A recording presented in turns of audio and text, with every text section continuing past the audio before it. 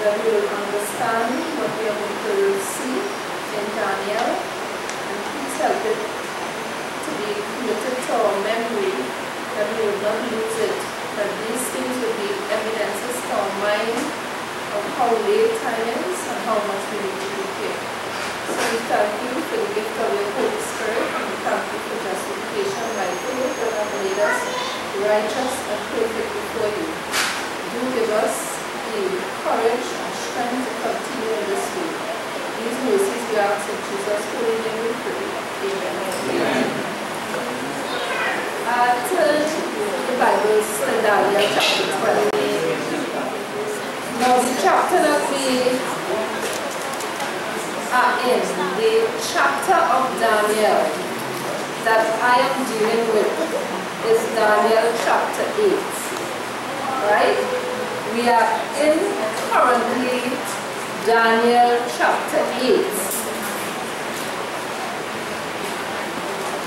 Once in a while, ever so often, I usually give different studies and go off the topic, but I always like to come back to the chapter so we would not be kind of lost in regards to what we are studying, right? So, what I wanted to start is the beginning of the 2300 days, right? So last week, what I did is that I tried to kind of give an interpretation of Daniel chapter 8 verse 14 until we reach that time. It is only when we reach that time in 1844, it is only then shall the sanctuary be cleansed. And we saw that the sanctuary being cleansed is not the sanctuary in heaven that is polluted with sin. What we saw is that it is the traditions of men, the teachings that corrupted the gospel. So when the judgment sits and the saints found out about the investigative judgment, they understood all the different portions of the pillars from the gospel: sanctification, justification, providential grace, prevenient grace, the purity of man, the Godhead. So by the judgment sitting or the judgment starting, the obscuring dominion, which is the wrong teachings in regards to the gospel, was discovered. So when the brethren came to 1844 and they found out that the judgment sit, well, they wanted to know why is there a judgment in the first place, and why, if we are in a judgment, we need to prepare for what we are facing. Sanctification shows you that. Sanctification shows you that you need to be preparing into perfection, in conquering and achieve victory.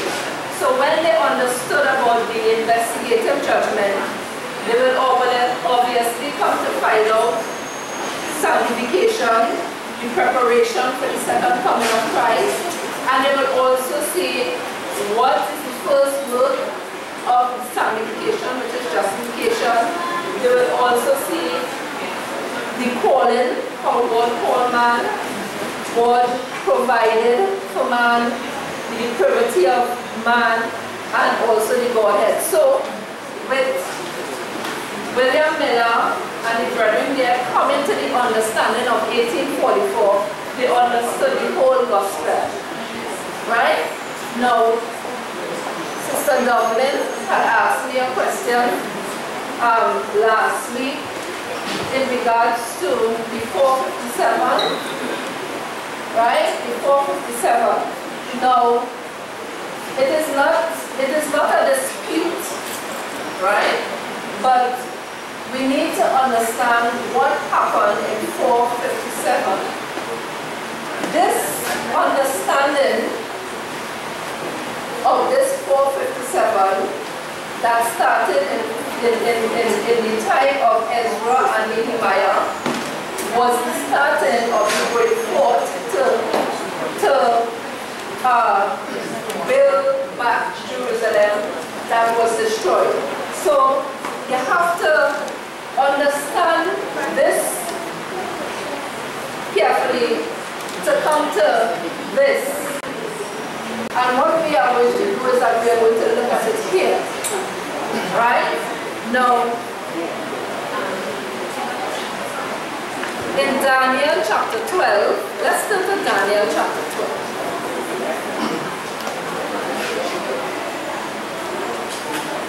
Daniel chapter 12. Let's look at the first kind of question mark. We're going to look at the first kind of question mark now. This is not to get baffled. We will understand all of this eventually, right? Alright, let's read Daniel chapter 12. We'll read from verse 7 and we'll go down. Right? Daniel chapter 12, from verse 7 and we'll go down. It says, "And I heard the man clothed in linen, which was upon the waters of the river, when he held up his right hand," this is Daniel speaking here, right? "When he held up his right hand and his left hand unto heaven, and swear by him that liveth forever, that it shall be for a time, and half a time, and when he shall have accomplished to scatter the power of the holy people, all these things shall be finished." Right? So here we see a check-in in Daniel coming forth. Now,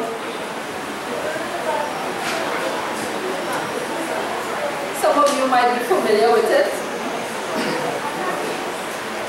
It says, "And I heard a man clothed in linen, which was upon the waters of the river, when he held up his hand and his left hand unto heaven, and swear by him that liveth forever, that it shall be for a time." What do we consider to be a time?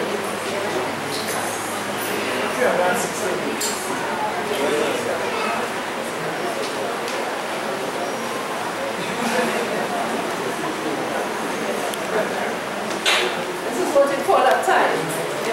360 days.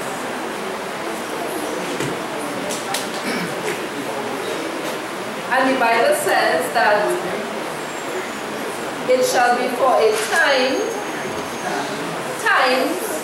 So if it is times, and one time is 360, that means we have to multiply the 360 by 2, right?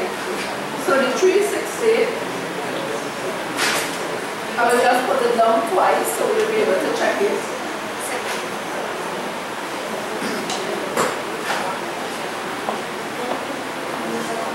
And the Bible says that it shall be for a time, times, and half of a time. The half of a time will be how much? Half of 360.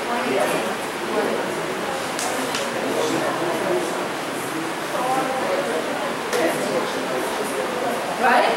Now, this time, times, and half of time is not the first time it was mentioned in Daniel. Right? It is not the first time that it was mentioned in Daniel. Let's check it out. Well, you have to bring down the zero, obviously, right? 6 and 6s.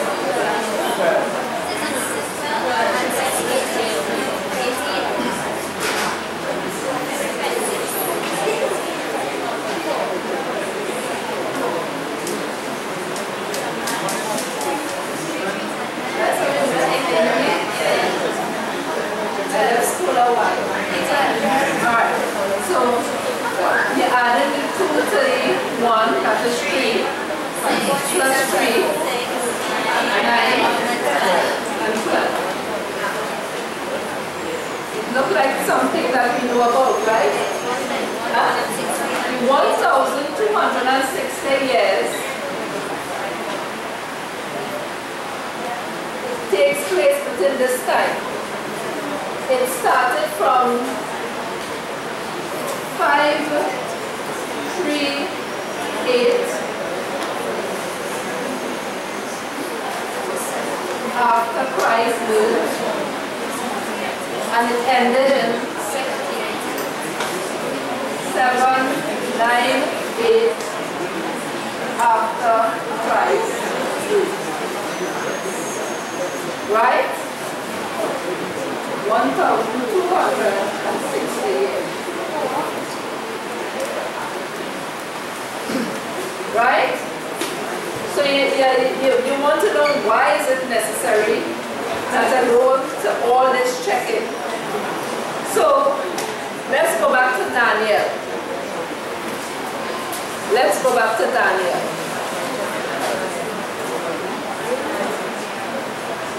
It says here in Daniel chapter 12, verse 7, and I heard the man clothed in linen, which was upon the waters of the river, when he held up his right hand and his left hand unto heaven, and swear by him that liveth forever, that it shall be for a time, times, and half of time, and when he shall have accomplished to scatter the holy people, all these things shall be finished.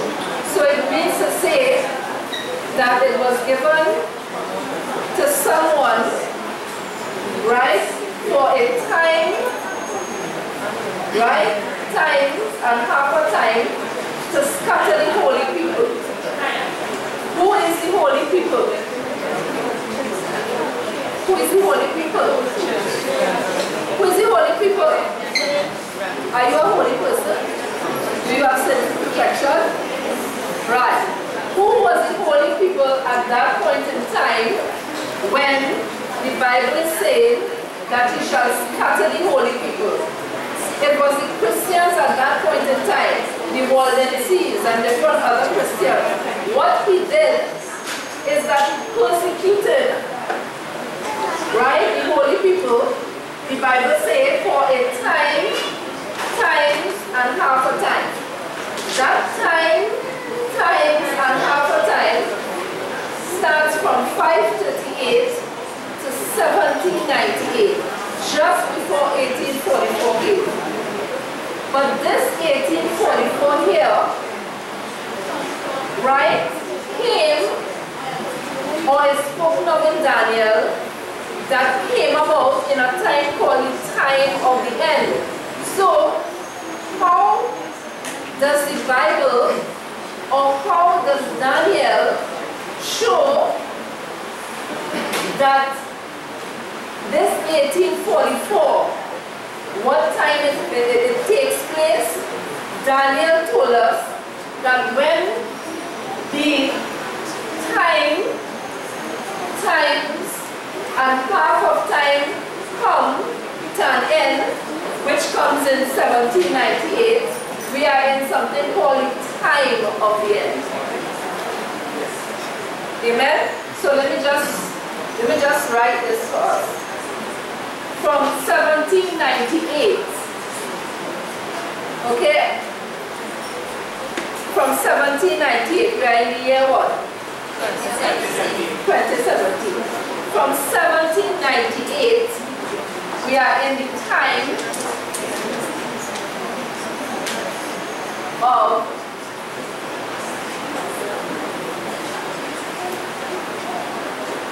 the end. When this time comes to a finish, from 538 to 1798, when the 1,260 years have come to a complete end, that persecution, the Bible says from 1798, we have been in the time of the end. In Daniel, it says that that time of the end is the last end. So you're not getting a time after this to be a last end. We are in the end where things are wrapping up. And Ellen White says that things will wrap up very quickly. You will be marrying, giving in to marry, you will be buying your house, selling your house, you will be there, going about your business, your married business, and things will just start to happen very suddenly.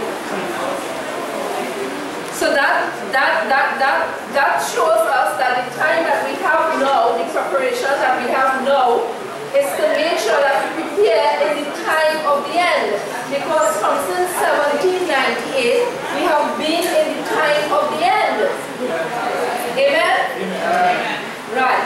So, here we see in Daniel chapter 12, right, verse 7, a prophecy is given where the holy people will be trampled underfoot. And it will finish in the year 1798 in the time of the end. You'll understand it, right? Let's read on in Daniel chapter 12. Let's read verse 8. Verse 8 says this, and I heard, but I understood not. Then said I, O Yahweh, what shall be the end of these things? And he said, go thy way, Daniel, for the words are closed up and sealed till the time of the end. Here we see a time of the end scenario is taking place again, right? Verse 10, many shall be purified. Many shall be purified according to the study. That is what? According to the study we got this morning, many shall be purified. Amen. Sin-free perfection. So it means to say that in the time of the end, right, there will be a people, right? In the time of the end, there will be a people that have a teaching, that holds a teaching that says that you can be sin-free, that you can be perfect, sin-free. Amen? Let's read it again. Let's read it again. It says, many shall be purified and made white. That white is the righteousness, the garments, right? And tried, but the wicked shall do wickedly, and none of the wicked shall understand, but the wise, which is the purified one, shall understand. So, in the time of the end, there is two kinds of people. There are those that are not purifying themselves, and there are those that are purifying themselves. Even in the churches, right, that is teaching the false justification, they are not purifying themselves, because remember, the work has to take place in the mind. And if you don't have the transformation in the mind, you can't have the transformation in the character, and you can't have the transformation in the personality trait. And your affections cannot be cultured according to the truth. Amen? So, the ones that are purified, or the ones that are tried in the time of the end, those are the ones that the Bible calls the wise.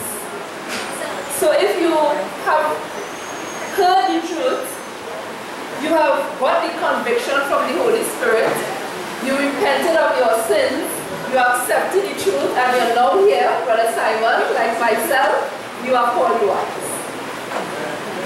People might not see you as a wise person, but you are the wise. You know why? Because you recognize that this is the time of the end, and you're doing the preparation that is needed. So in this time of the end, it runs into the second coming of Jesus Christ. So you know what you and I are doing as wise people? We are getting the doctrine, getting the truth, purifying ourselves, becoming sin-free, maintaining that sin-freeness, choosing to continue in sin-freeness, because we know that in this time of the end, JC will come. Not JC, JC. Jesus Christ is coming in the time of the end. Jesus Christ is coming in the time after 1798. He says, we do not know the time, we do not know the hour. I cannot tell you the exact time, I cannot tell you the hour, but I know that his coming is near time. Because Daniel told me, Daniel chapter 8 tell me that I am in the last end, so I'm not looking for an end after this. I am in the end where I will see Jesus Christ coming in power and great glory. Amen. If you are such a people that is living in the time of the end, you have to be someone that is purifying themselves and calling yourself a wise person. You know what is a foolish person? A foolish person is a person that sees destruction coming and just stand up watching it. You know, sometimes you see certain people, they see destruction and they just stand up watching it doing nothing.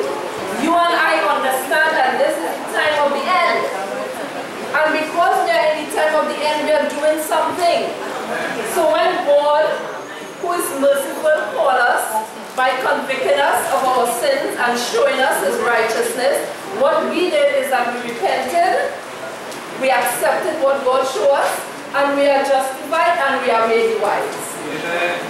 And we are the purified ones. So the ones that are in the time of the end, that is purifying themselves, are the ones that is called the wise. And they are the ones that the events of the world will not take or will not come upon as a thief in the night. You know, if you and I know that a thief is coming in our home, we will sit down and watch. And we will make sure that we have something in our hand. Right? But if we don't have no idea that the thief is coming, we will not watch. And the thief will come upon you unawares and the thief will overtake you. It is just like this with Jesus Christ. He said, watch. That watching there is today when you hear his voice, have not your. So you need to prepare for the second coming of Christ in the time of the end. And you and I are the purified one or the wise one, according to Daniel, that is preparing for the second coming of Jesus Christ. Amen? I'm just trying to understand from 457, right, to 1798, right? That is the time of the persecution for the saints? Oh, 558. All right, 558, right. The persecution officially started from 538 to 1798. Right, so that's what they call the time of the end, right? After the 1798 is what you call the time of the end. Right, and then I thinking about the persecution of the church, which is from 538 to 1798, and that is called the time of the end also, right? No, the persecution of the church happened within this period of time, right? Because it was the saints that was being trampled on according to Daniel there. But in the time of the end, after this 1844, because this 1844 scenario, this 2,300 days falls into the time of the end, because from 1798 we got the 1844. But in that time of the end, right after 1844, the Bible showed that legislations would happen, and there would be a national Sunday law, and there would be persecution upon the churches. Right? There would also be the year of the plague, and God have to put retribution and the papacy as well. A lot of things will be happening just before Jesus Christ comes. But the time that you have, which is the time now around here, is the time that you and I have to do something. We have to make sure that we prepare. Because we understood from prophecy how late time is. We saw from prophecy that from 1798, we have been in the time of the end. And Jesus Christ is coming soon. Right? So what we did is that we came and we accepted the truth and we are purifying ourselves. So one more thing, just to make sure, right? So 538 to 1798, that was the ending of the persecution upon the church. Right. From the past. No, the persecution, this is the major persecution. There was persecution before. And there was persecution after. But the major persecution, it started from 538 with Constantine, right? And it ended in 1798 when the Pope was taken captive. Right? Okay, brethren? Right. So it is in the Daniel study. It is in the Daniel study. Go over the Daniel studies, right? Okay? So if I ask you no, right? If I ask you no, or if you should ask me no, for the side. If you should ask me no, Sister Del, what time are we in? I will tell you, Brother Simon, we are in the time of the end. And you ask me, but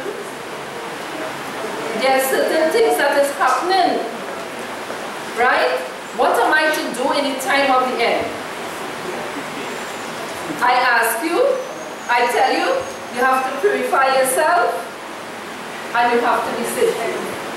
And you have to maintain that sinfulness. That is the preparation, that is the purification that you need. Because what is going to come within this period of time here, the persecution that is going to come, you and I need sin-freeness. Now, Brother Medina stood up here this morning and he gave a testimony and he showed that he was persecuted because he did not take part in the iniquities that was going on there. The constant habitual behavior of these men. But why do you need a faith like this? Why do you need a faith like this? For the time of the end is for something like that. Because usually if you and I are being persecuted and we get a little lash, we are very quick to hit back. And we sometimes get a carnal mind.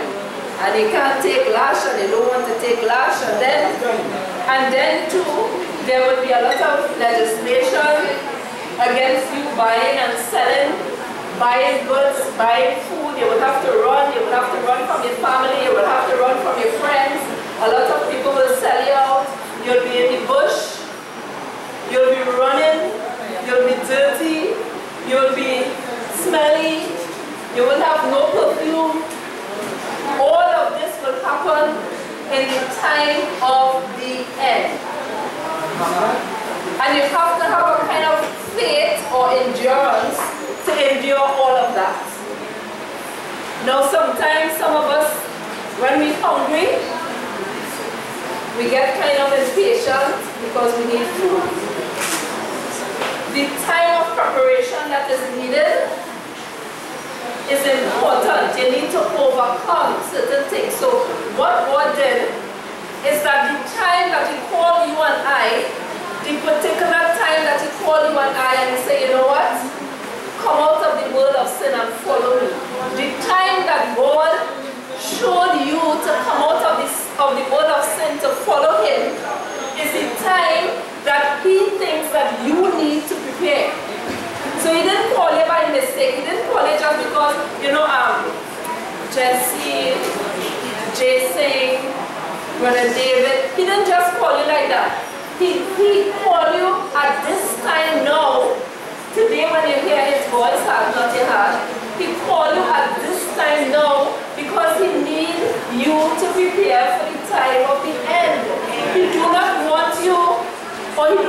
all the circumstances to come upon you, and you're not ready. So the time that he gives you now is for you and I to prepare in the time of the end.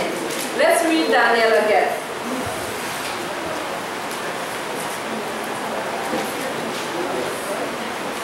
It says here, many shall be purified and made white. So while many purifying themselves and made white, there's a lot of people in the world that is not purifying themselves, right? But the wicked shall do wickedly, right? People are so alarmed that deaths are happening. People are so alarmed that persecution is happening. People are so alarmed that killing is happening, and it will get worse. The Bible says that the wicked shall do wickedly. So when you see all of these things, know that it would not get better. Right? Know that it would not get better. Right?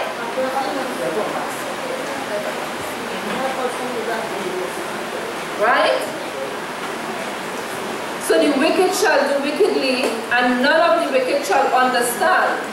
But the wise or the intelligent shall understand.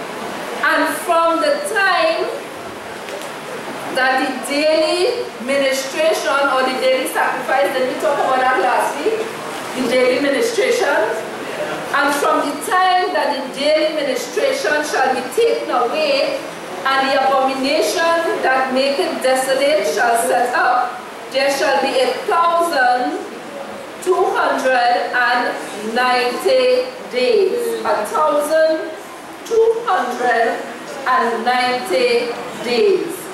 Do you know that the 1,290 days starts from the same period, but it just went back a little before that?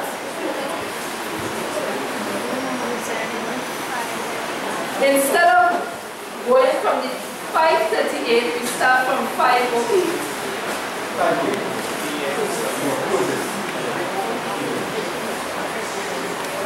We usually start from 538 because that was the time when Emperor Constantine officially gave the church civil and religious control over the different churches and so on.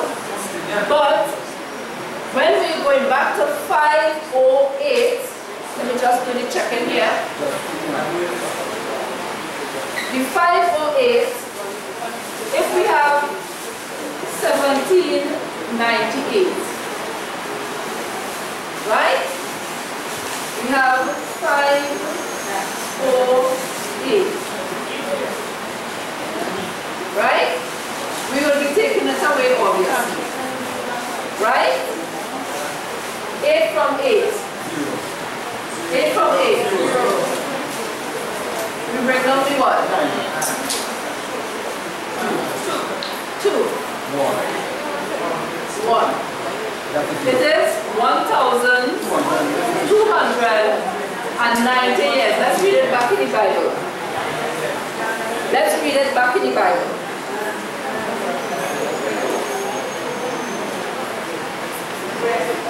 Verse 11. Verse 11 gives you this check-in. Which verse gives us this check-in? Huh? Which verse gives us this check-in? Okay, I don't kind of think. Which verse gives us this check-in? Huh? Verse 7. Which verse gives us this check-in? Verse what? 11. Verse 11. Let's read it again. And from the time that the daily ministration or the daily sacrifice shall be taken away, and the abomination that maketh desolate set up, there shall be 1,200, you'll see it in the Bible, and 90 days. How you get that 1,290 days? You take it back from a little before.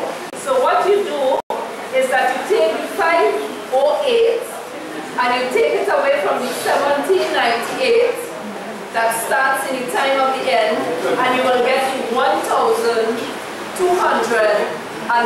days. You all understand it, right? So there are two check-in in Daniel chapter 12. There's two check-in. The check-in of the 1,260 days or years, and there's the check-in of the 1,290 days or years. Right? I think now is a good time to stop because it will get a little more. And you see, with prophecy is something that you need to go it over and over. Sometimes in prophecy, you could forget the dates, forget the check-in. So that's why it's good to go it over and over and over and over. Right. So what did we see here today? There were barbarian nations, 10 of them.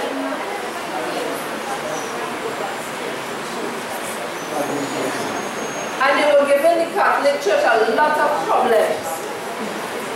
Clovis, his wife, was a staunch Roman Catholic. Clovis' wife eventually became to be a saint, worshipped as a saint in the Catholic Church. It was so chronic with her. She was such a chronic Catholic. He became converted through his wife. And when he became converted to Catholicism, the Aryan nations around, so what Clovis did is that, seeing that Clovis got converted to Catholicism, when Clovis started to fight, and he started to fight against the Aryan nations, those Aryan nations that became converted to Catholicism. They changed from Arianism to Catholicism. And that was the first help. The first, we call this from 508, sorry. From 508, we call that the first military help. That was the first military help that the Catholic Church got. Yes. They eventually got it from Justinian after with legislation. But the first help that the Catholic Church got was from 508 with Clovis. Amen? So Clovis helped the Catholic Church when he became converted and he started to fight against the Aryan nations at that point in time, right? So, let's go back. I want to go no more further because it is new to some of us, and I don't like to give something and people don't understand. It just doesn't make any sense, right? So if you yourself have to go it over again, no problem. So we see two prophecies in Daniel chapter 12. The prophecy of the what? The prophecy of the what? The 1,260 days or years. That started from where? Where? I had to what? That is in verse what? Verse 7. Right. Then we saw another prophecy. The prophecy of the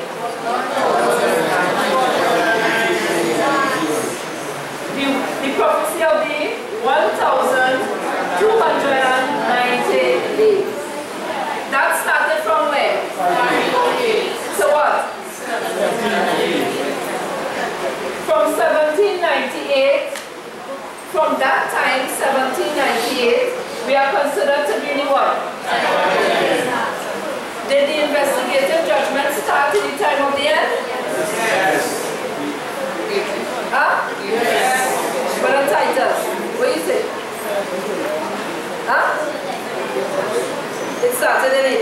44. So was it in the time of the end? Right. Because from 1798, we are considered to be in the time of the end. So the 1844 investigative judgment starts in the time of the end. But this time of the end, from 1798, reaches down to where? Within that period, from 1798 to the second coming of Christ, there's a particular people. The Bible calls them the what? The what? Wise. Or the what? We saw this word remnant. Huh? Alright, okay. Let's have a nice word. Where's the other word? The what? The what? The purified. Okay. So in the time of the end,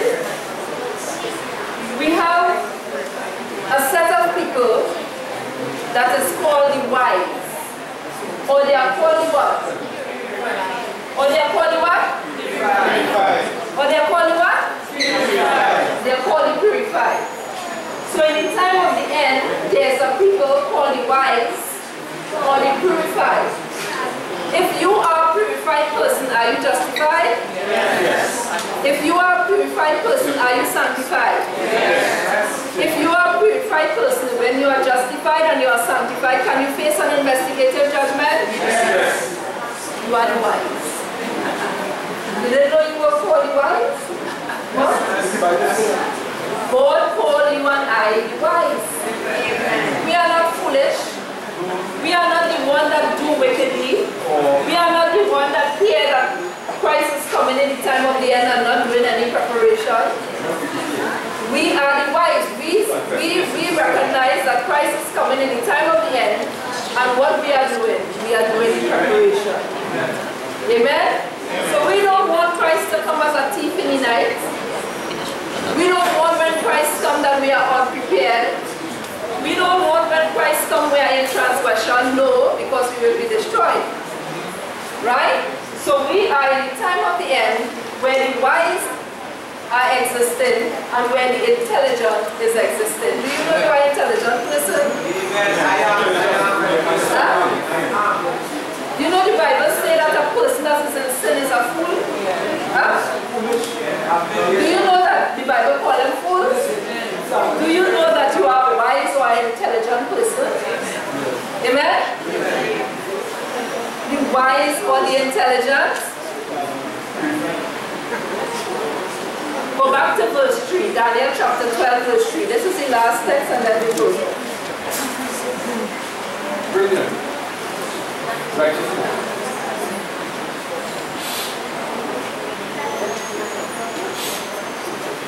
That wise there is the intelligent, but it's dealing with the 144,000, but they are wise, they are the intelligent. Right? Let's read the text.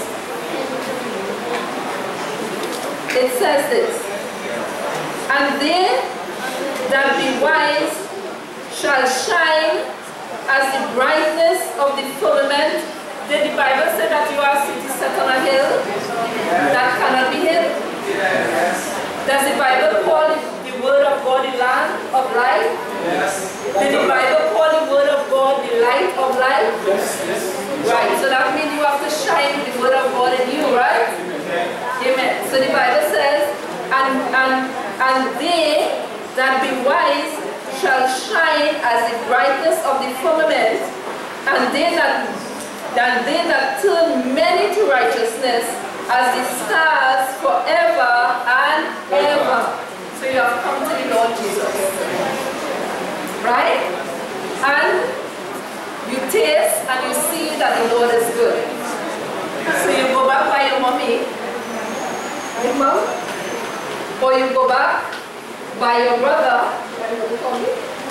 and you tell them of this wonderful, lovely gospel that have changed your life. You have changed from doing sin and transgression to righteousness. So what you do now is because you don't want this to be kept by yourself. So you go as a person, an intelligent person, and you testify to another person, hey look, I came and I have tasted and I've seen that the Lord is good. Come and taste and see that the Lord is good. So you do missionary work and you bring others to righteousness. So you who are wise or intelligent, you are doing the work of bringing others to righteousness. But you know the work of bringing others to righteousness is just not studying the Bible and living of the life too. Because when they see you, they will identify you as being with Christ. Because your dressing is not the same, your culture is not the same, you're not mingling with the crowd as the same, so they will see you something different. And the something different is the testimony that you're giving that you're walking with Christ.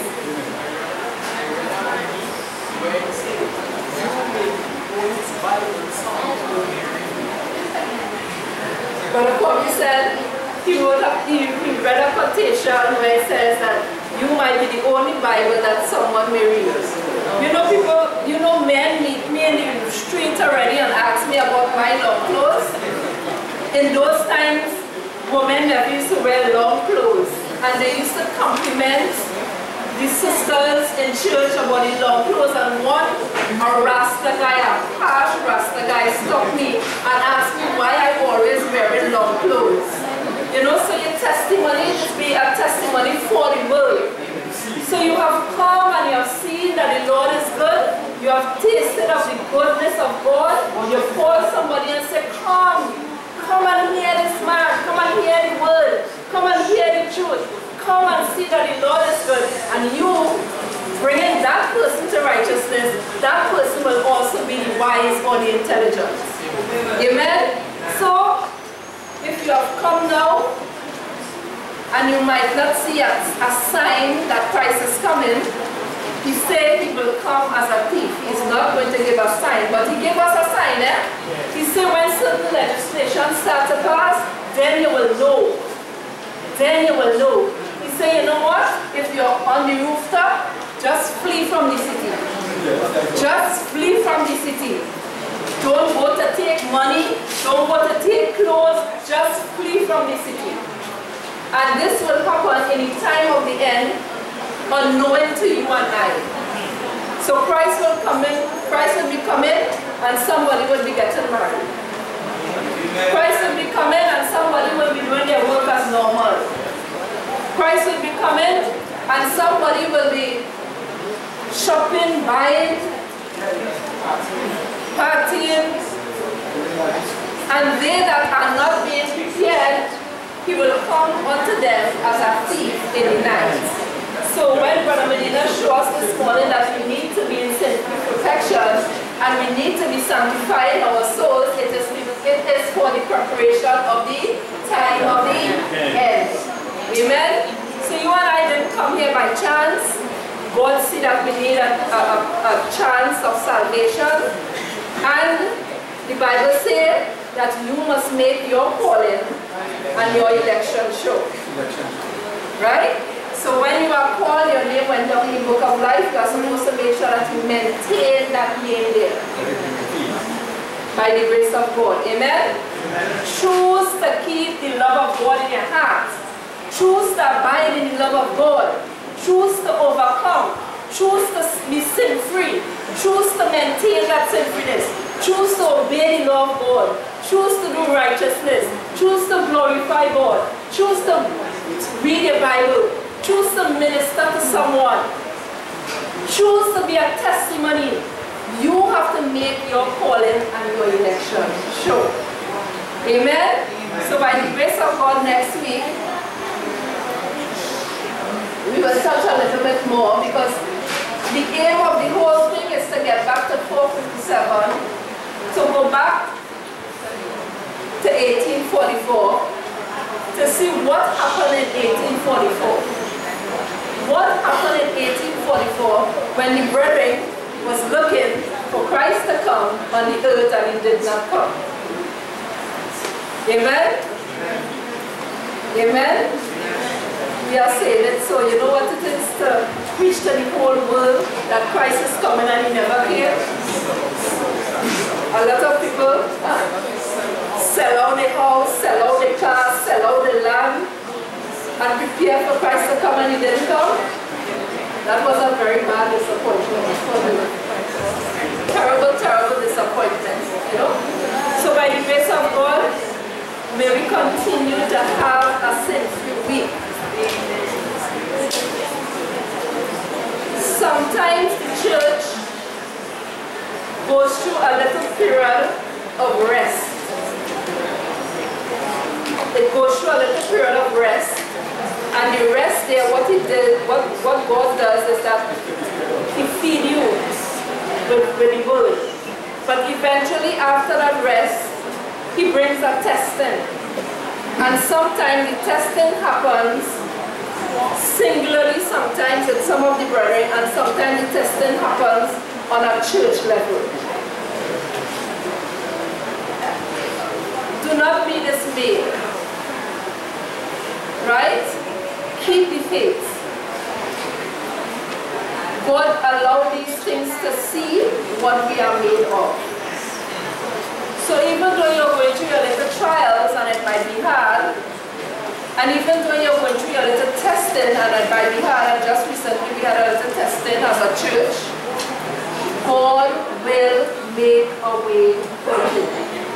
He said he will not leave you, he will not forsake you.